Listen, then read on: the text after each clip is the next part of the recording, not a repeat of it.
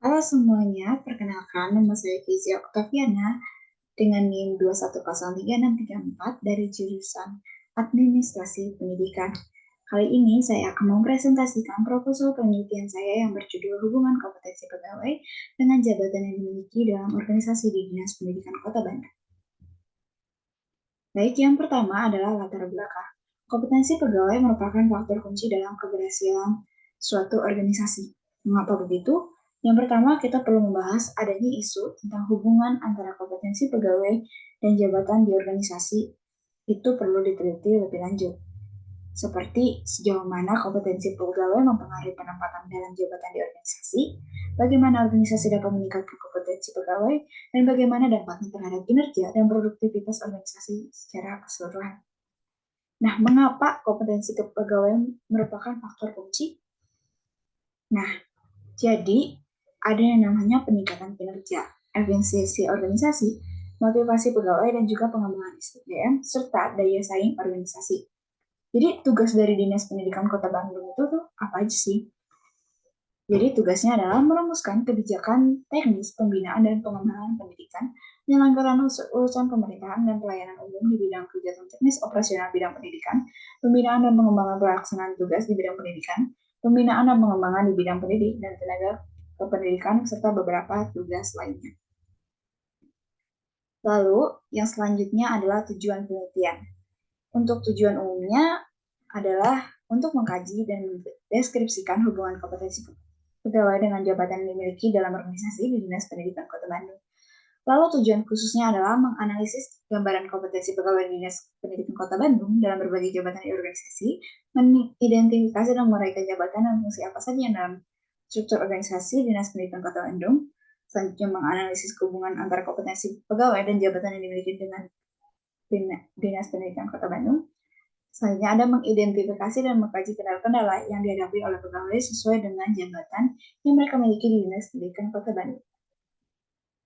Lalu, yang selanjutnya adalah kajian teori yang dipakai.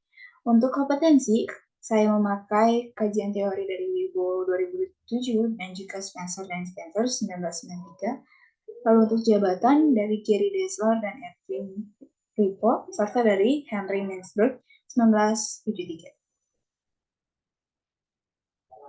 Untuk studi pendahuluan ada beberapa seperti yang tertera pada layar dan juga ada dalam proposal penelitian. Ada sekitar 10 penelitian terdahulu. Lalu selanjutnya ada kerangka pikir penelitian. Jadi inputnya adalah sejauh mana kompetensi pegawai mempengaruhi penempatan dalam jabatan di organisasi, bagaimana organisasi dapat meningkatkan kompetensi pegawai, dan bagaimana dampaknya terhadap kinerja, produktivitas organisasi serta keseluruhan. Lalu gapnya apa sih? Kompetensi pegawai itu belum sesuai dengan jabatan yang dimilikinya. Nah, prosesnya bagaimana? Dalam proses ini, menggunakan teori-teori yang sudah dipaparkan tadi, di kompetensi pegawai itu ada pengetahuan, keterampilan, sikap, prestasi atau perilaku proaktif, pelayanan atau kesadaran sosial, kemampuan dalam mengenali orang lain, kemampuan manajerial, kemampuan kognitif atau pola pikir, kesadaran diri. Selanjutnya, jabatan dalam organisasi, ada deskripsi jabatan, spesifikasi jabatan, otoritas, tanggung jawab, hubungan dengan pihak lain, tujuan dan juga peran dan juga tugas. Lalu output yang diharapkan apa sih? Adalah peningkatan kompetensi pegawai. Outcome-nya apa? Peningkatan kinerja, efisiensi organisasi, motivasi pegawai yang meningkat, pengembangan sumber daya manusia, dan juga daya saing organisasi. Maka dari itu, judul penelitian ini adalah hubungan kompetensi pegawai dengan jabatan yang dimiliki dalam organisasi di Dinas Pendidikan Kota Bandung. Selanjutnya adalah metode penelitian. Metode yang digunakan dalam penelitian ini adalah pendekatan kualitatif menggunakan analisis deskriptif studi korelasional, yaitu penelitian untuk mencari hubungan atau pengaruh antar variabel yang diteliti. Selanjutnya adalah partisipan dan juga lokasi penelitian. Partisipannya adalah pegawai Dinas Pendidikan Kota Bandung. Lokasinya ada di Dinas Pendidikan Kota Bandung, Jalan Ahmad Yani nomor 239, Kota Bandung.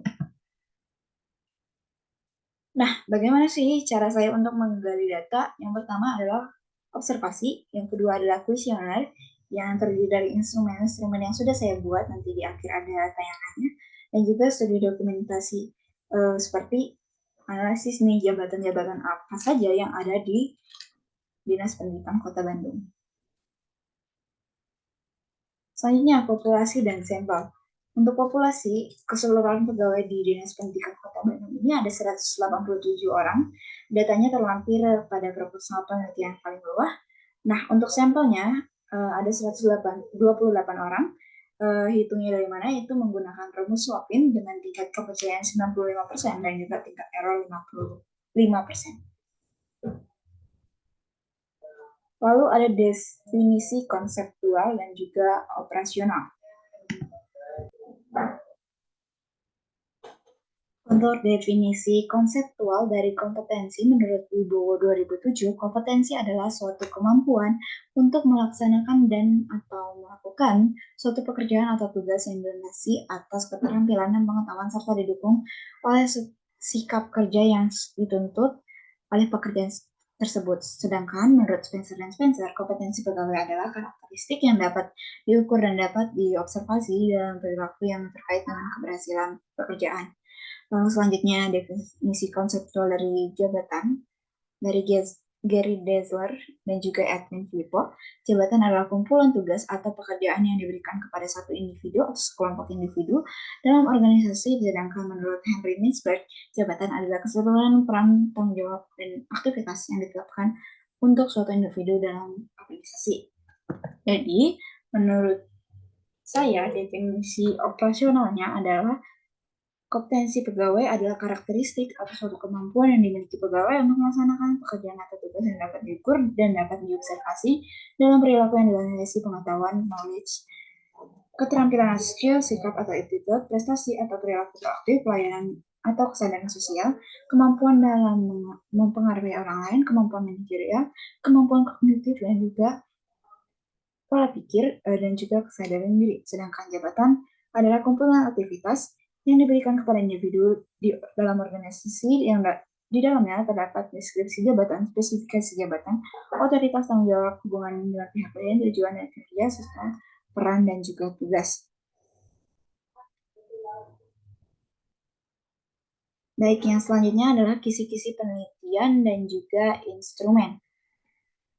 Ada banyak ya, seperti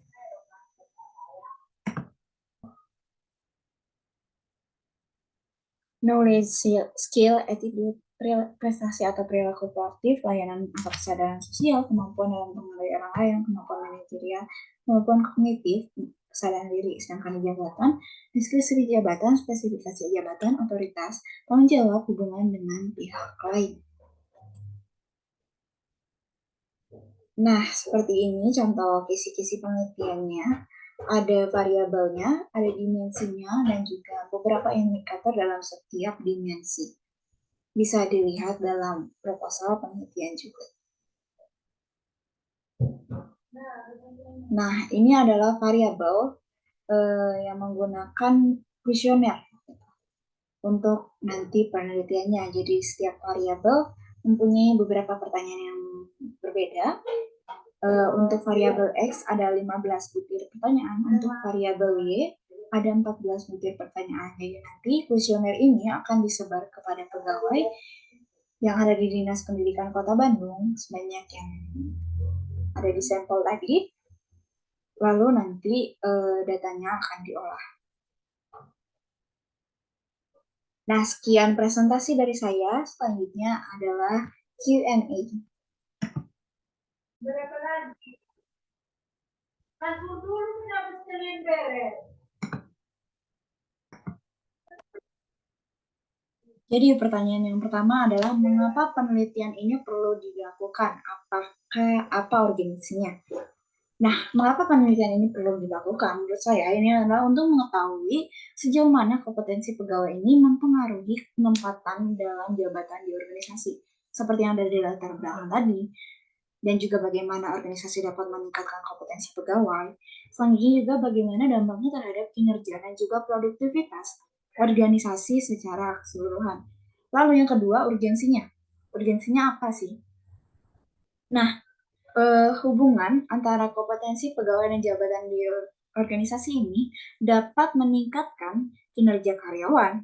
Lalu selanjutnya adalah efisiensi organisasi, motivasi pegawai, pengembangan sumber daya manusia, dan juga daya saing organisasi. Maka untuk mengembangkan semua ini, penelitian itu harus dilakukan.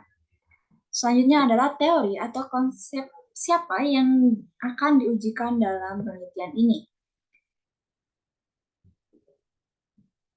Nah, jadi teori untuk kompetensi itu ada dua, dari Wibowo 2007 dan juga Spencer dan Spencer 1993. Substansi untuk yang Wibowo, kompetensi itu substansinya adalah suatu kemampuan untuk melaksanakan atau melakukan suatu pekerjaan atau tugas yang dilandasi atas keterampilan dan pengetahuan serta didukung oleh sikap kerja yang dituntut oleh pekerjaan tersebut. Dimensinya adalah pengetahuan, keterampilan, dan juga sikap, dengan beberapa indikator di setiap dimensinya. Lalu untuk teori yang kedua, dalam variabel kompetensi adalah Spencer dan Clifford. Substansinya adalah karakteristik yang dapat diukur dan dapat diobservasi dalam perilaku yang terkait dengan keberhasilan pekerjaan. Dimensinya adalah persepsi atau perilaku proaktif, pelayanan atau kesadaran sosial dengan beberapa indikator di tiap dimensinya. Lalu selanjutnya ada beberapa dimensi lagi, yaitu kemampuan dalam mempengaruhi orang lain, kemampuan manajerial, kemampuan kognitif atau pola pikir, kesadaran diri. Lalu untuk variabel jabatan ada dua juga, yaitu Gary Dever dan Edwin Lippo, dan juga Henry Mintzberg. Untuk yang Gary Dever, substansinya adalah kumpulan tugas atau pekerjaan yang diberikan kepada satu individu atau sekelompok individu dalam organisasi. Untuk dimensinya ada deskripsi jabatan, spesifikasi jabatan, otoritas, tanggung jawab. Lalu yang selanjutnya ada hubungan dengan pihak lain, tujuan, dan kinerja dengan beberapa indikator di setiap dimensinya. Lalu yang kedua ada dari Henry Mintzberg. Substansinya adalah keseluruhan peran, tanggung jawab, dan aktivitas yang ditetapkan untuk suatu individu di dalam suatu organisasi. Lalu untuk dimensinya ada peran dan tugas dengan beberapa indikator di setiap dimensinya. Pertanyaan yang ketiga, jelaskan apa manfaat dari penelitian ini jika penelitian ini sudah dilakukan. Tentu saja ada banyak sekali manfaatnya ya. Seperti yang pertama, memberikan wawasan lebih tentang hubungan antara kompetensi jabatan dalam konteks di Dinas Pendidikan Kota Bandung. Jadi bagaimana kompetensi ini tuh mempengaruhi individu untuk berdampak pada penempatan jabatan tertentu. Yang kedua, organisasi dapat merancang program pengembangan karyawan yang lebih efektif. Seperti apa? Seperti pelatihan dan pengembangan keterampilan sesuai dengan tuntutan jabatannya masing-masing dalam organisasi tersebut. Yang selanjutnya, proses seleksi dan juga penempatan lebih tepat. Kenapa bisa begitu? Karena sesuai dengan kebutuhan yang ada di organisasi. Selanjutnya, kalau misalnya pegawai ini sesuai jabatannya dengan kompetensi yang dimilikinya, maka ini tuh dapat meningkatkan kepuasan dari pegawai yang berakibat juga pada peningkatan kinerja secara keseluruhan di organisasi tersebut. Selanjutnya ada peningkatan kepuasan pegawai, nyambung sama yang tadi. Jadi jika pegawai ini ditempatkan di jabatan yang tepat sesuai dengan kompetensinya, maka mereka akan puas dengan pekerjaannya. Nah, ketika pegawai ini puas dengan pekerjaannya, maka berdampak pada meningkatnya suasana kerja yang positif. Nah, suasana kerja yang positif ini akan berpengaruh terhadap iklim organisasi juga. Jadi iklim organisasi juga akan menjadi positif seperti itu. Lalu pertanyaan terakhir, bagaimana cara mengolah hasil penelitian? Jadi saya sudah menyusun prosedur pengolahan datanya. Jadi kan dalam suatu penelitian itu harus didasarkan pada data yang empiris, serta berdasarkan pada prosedur yang benar dengan sistematika yang jelas. Jadi saya mematok gitu prosedurnya.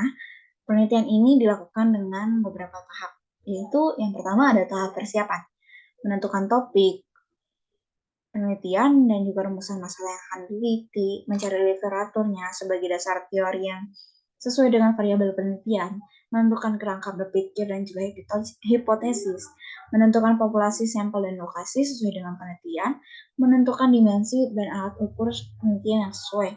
Lalu tahap kedua adalah tahap pelaksanaan, yaitu menyebarkan kuesioner berupa angket, mengumpulkan kuesioner yang telah diisi oleh responden, lalu melakukan pengolahan data dan analisis data. Lalu juga melakukan observasi di sana dan juga studi dokumentasi seperti data-data apa saja, jabatan-jabatan apa saja yang ada di sana, berapa jumlah pegawainya. Lalu yang ketiga adalah tahap pengolahan data. Jadi yang pertama adalah melakukan verifikasi data untuk mengecek jumlah kuesioner agar tidak terdapat kesalahan ataupun kekeliruan. Yang kedua, melakukan penyekoran dari data yang sudah terkumpul. Yang terakhir adalah menganalisis hasil data yang sudah diperoleh. Nah, jadi nanti ketika kuesioner sudah diisi, datanya saya masukkan ke Excel atau langsung bisa di SPSS, lalu nanti akan diolah dengan beberapa uji sampai hasilnya valid, lalu akan dilaporkan begitu. Nah, yang terakhir adalah tahap pelaporan. Tahap ini yang merupakan tahap terakhir dari penelitian. Seperti itu saja mungkin yang bisa saya presentasikan dan juga jawaban-jawaban dari pertanyaan yang diajukan oleh Bapak. Saya cukupkan sekian. Terima kasih.